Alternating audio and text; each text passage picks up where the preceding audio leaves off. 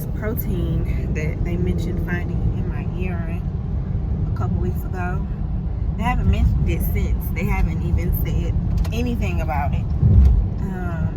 And recently, I made a Facebook post about my channel and the other videos that I've done and some of the things that I'm experiencing in this pregnancy, the things that I've experienced before with the incompetent cervix, the placenta previa, and I posted about it on my Facebook page, and I got some feedback from other women who have been through the same thing or have had a close relative that's been through the same things. And one lady in particular, I've spoken with her before because she and I both had losses around the same time. In 2018, when we lost our twins, I think a few months later, she had lost her baby. And she posted on her Facebook page about it before I had posted anything about my loss. So she kind of, I think, inspired me a little bit to start posting. And from there, we started to have conversations about what we had been through and realizing that we had been through similar things. And I just, in my post that I made yesterday, I said something about talking more about incompetent cervix and the transabdominal cerclage as, you know, a way to fix it, because I'm starting to realize how many more women are experiencing incompetent cervix but have no idea what their options are. They just think that it's something that they have to live with and try to maneuver around the best they can naturally, when that's not the case.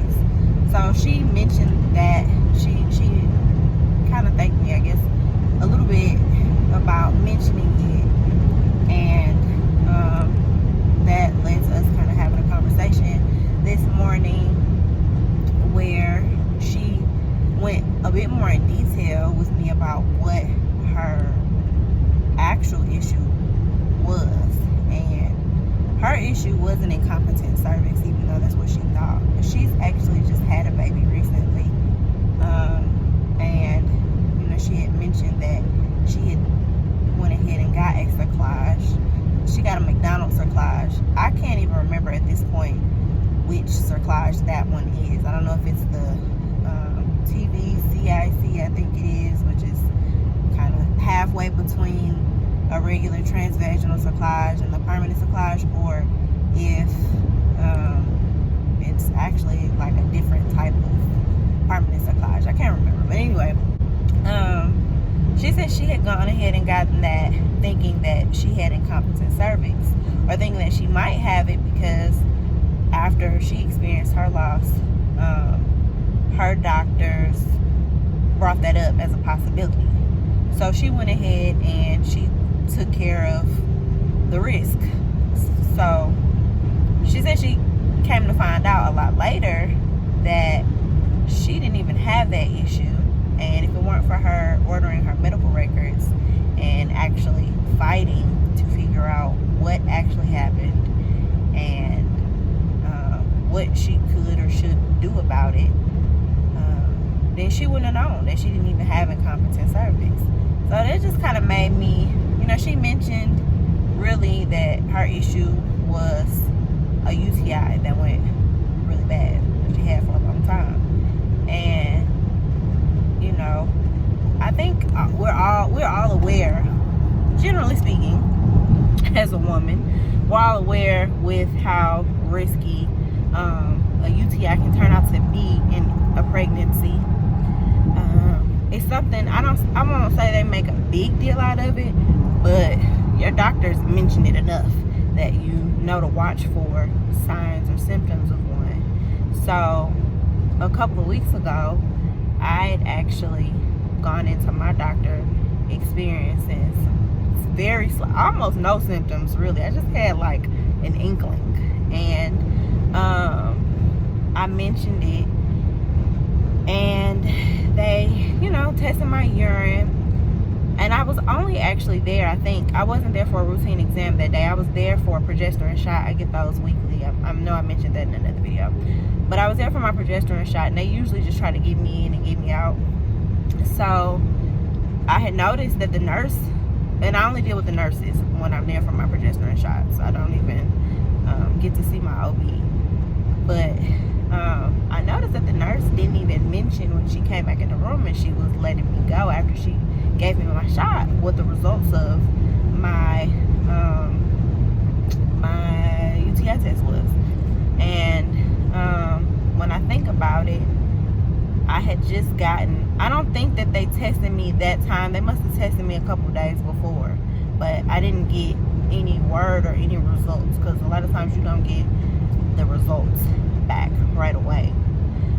But I asked her, I said, well, hey, the last time I was here, I got tested for UTI, and what's up? Like, y'all didn't tell me anything, and you're about to let me go, and you still ain't said nothing. And she was like, oh, I gotta check your chart. And then she checked my chart, and then she was like, oh yeah, it does look like you probably have a UTI. We found protein in your urine and blah blah blah. And I'm like, okay. And that's it. And I'm like, are you gonna prescribe me something? Like, what's up? And she was like, oh well, yeah, I guess I can prescribe you. I can order you some macrobid. And I'm like, okay, well, do that. So she did, and I took it, and then I had to be on top of them after the weekly course of that. I had to be on top of them about even letting me know, okay, so are you testing my urine again? What are the results? And so I think they retested my urine again, and they still found protein, but I mean, that was it. Nobody said anything. Nobody said anything further as far as being concerned about a UTI. And the nurse actually did mention it the next time I spoke with my OB, but he said at the time that he wasn't concerned about it. And I think the reason that he said that is because at the time we were talking about gestational diabetes, which is also a reason one might find urine in their protein. And he was saying that it was pretty evident that I don't have gestational diabetes, so he's not concerned about the protein in my urine, which is something. One thing that I realized that I have to get better at is understanding that just because the doctors or just because the nurse is not concerned does not mean that there's not a reason to be concerned. So when he said that, I was like, oh, okay, well, if he's not worried about it, I guess there's no reason for me to be worried about it either. And it's going to really take a mind shift for me to come to that. Because you want to trust your providers. You don't want to be a difficult patient. Well, I don't want to be a difficult patient. But I want to trust my providers, because I don't have a medical degree. I don't deal with these things every day, so I don't know. I have no idea. I want to be able to lean on them and have them reassure me and provide me their knowledge and expertise. So when I hear a doctor and even sometimes a nurse say they're not concerned about something, my first thought is to not be concerned about it either. But after speaking with the lady that I spoke with this morning and hearing her story and hearing how she suffered a loss because of a UTI, I'm like, okay, well, when I go back in today, I'm going to have to ask them about this and ask them if they're still finding, if they're even still testing my urine, and if so, if they're still finding protein in my urine, why, what are the possible causes of that, and what are we doing about it? Because nobody has done anything about it. Nobody has mentioned doing anything about it. And even though I still feel mostly fine, I know this morning that I still could be experiencing the very slight symptom that gave me the inkling in the first place. I just don't know, because it's never consistent when I go to the bathroom. I don't have the same symptoms every single time. Sometimes, most of the time I don't have any symptoms. I'm gonna mention it to him today because that just it just concerned me. It's kind of sad to hear that somebody could go through something so big and something so traumatic and something so sad and tragic over a simple UTI. How could it get to the point of being so bad if people who are supposed to be caring for you and during your pregnancy are doing their job? It shouldn't. And it just really makes me think like, you know, maybe somebody on my end is overlooking something that they shouldn't be. I don't feel like at this point, if it has been overlooked, that, you know, we're on the verge of an emergency. But it's the principle. That's not even the point. Even if we aren't now, we could be a week from now. Who knows? And even if we aren't, and we never would be, it's still something that they should be up on. Like, the nonchalance and the lack of healthcare providers consistently doing their jobs the same way and treating patients who present with the same things the same way over and over and over again really bothers me to no end. So we got a lot of stuff going on today. I'm actually excited. I am very excited.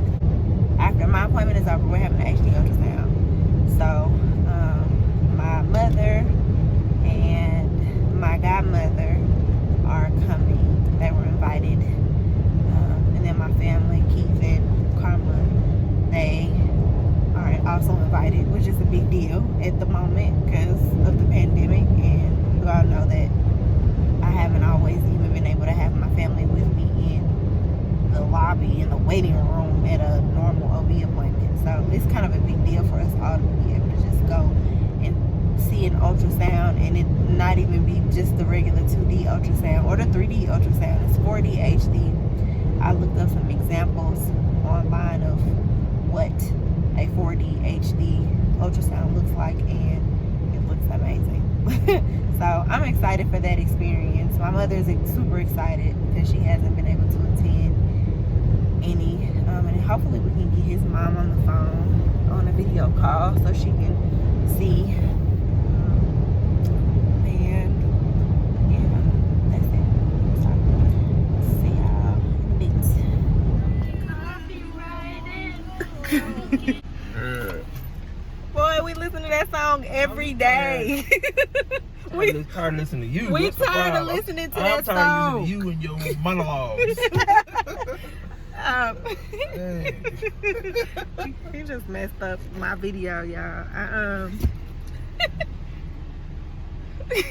You ugly. You get on my nerves. Okay. Fries are tired. You were so annoying. I just want to update you about how the actual appointment went. It went smoothly, outside of the fact that they dumped my urine sample. Isn't that crazy that I was talking about getting a UTI test today and they dumped the urine sample? I did leave it before my appointment, but generally that's what you do anyway. Usually they're looking at me crazy if I go back there and I haven't left my urine sample.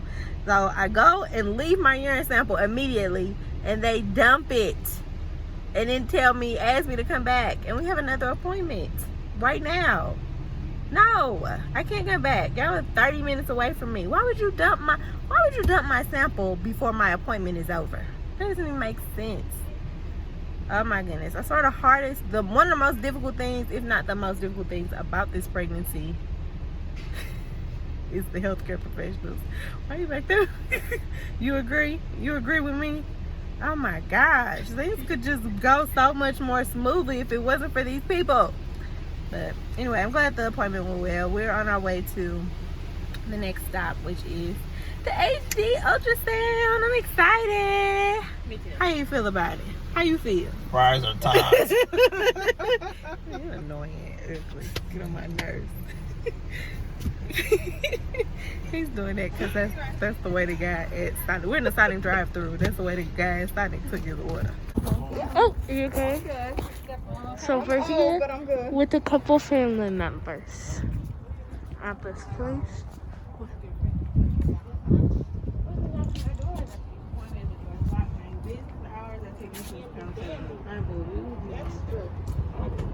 I mean, somebody's in there. Get off the door. Oh, that's kind of weird. I don't understand. This is cute. Yeah, look at this. Oh, that's so cute. Oh, gosh. Of course you do. Luckily grown. That's funny. So cute. This Oh is, yeah, they have all of them. Lions, zebras. my siblings have full. That is adorable. It's so cute, isn't it? Have they guesstimated her weight yet? They didn't tell us today. They would tell us this time. A couple weeks ago, they told us. How much was she? How much was she a couple of weeks ago? It was like 3 pounds, 6 ounces, like that. She's definitely bigger than that. Yeah, that was a few weeks ago.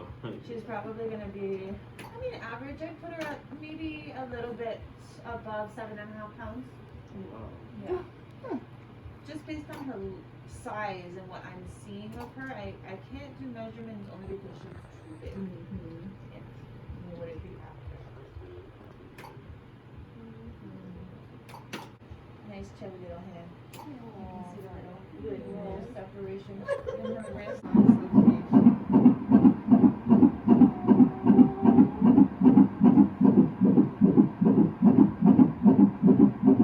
She is head down. She ready. Ready. Fingers. Oh my goodness, fingers. Big, it's gonna be a little difficult. She proved me wrong today. So freaking cute.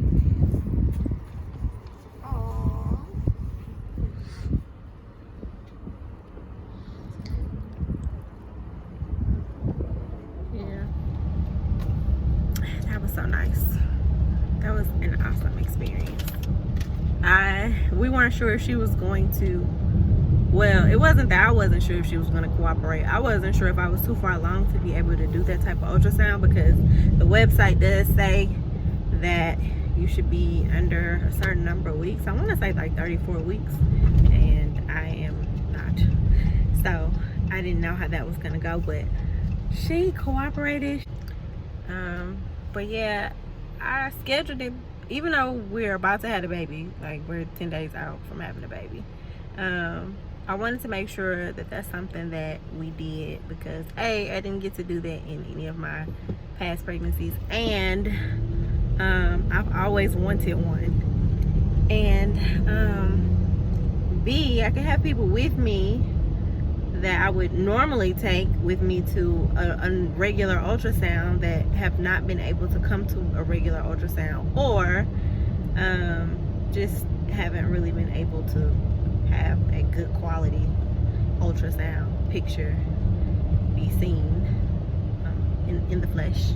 I wanted to make sure that I did something else in remembrance of this pregnancy, because life is just so uncertain. You have no idea, you know, what's gonna happen next. And I don't know, it's just a memory that I've always wanted to make sure that we could have. So now we have it, and it was a really good experience. I surprised myself because I started to get a little emotional, and it's not like I haven't seen any of the ultrasounds, but it was just, I think it was just a really good experience for me to be able to share that moment with my family. So I'm very happy we did it, and she killed her photo shoot. She aced it. What I'm not happy about is that she has 0 features of mine. She looks exactly like her dad, like we thought she would. I just can't have anything. Like I just carry them, obviously. Anyway, but yeah, that's it. And that wraps up our day, at least. You're so silly. What's the question, Gail?